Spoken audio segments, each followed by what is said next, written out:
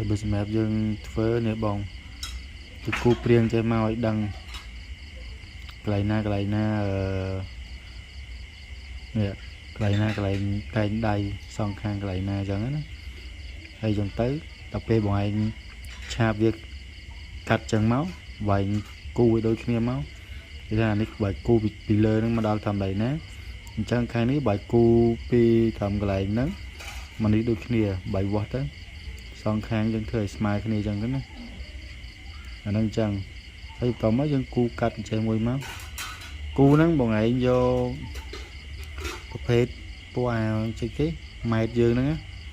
ដាក់គូក៏បានដែរយើងឆោតវាមកមានឃើញមានសញ្ញាមកហើយយើងគូតាមហ្នឹងមកបើយើងគូអត់ត្រង់ណានេះមើលឃើញទេស្មើទៅនេះហើយស្មើនេះឃើញស្មើគ្នានេះលើនេះអានេះយើងតម្លាក់ស្មើអានេះខ្នាតស៊ីនហ្នឹង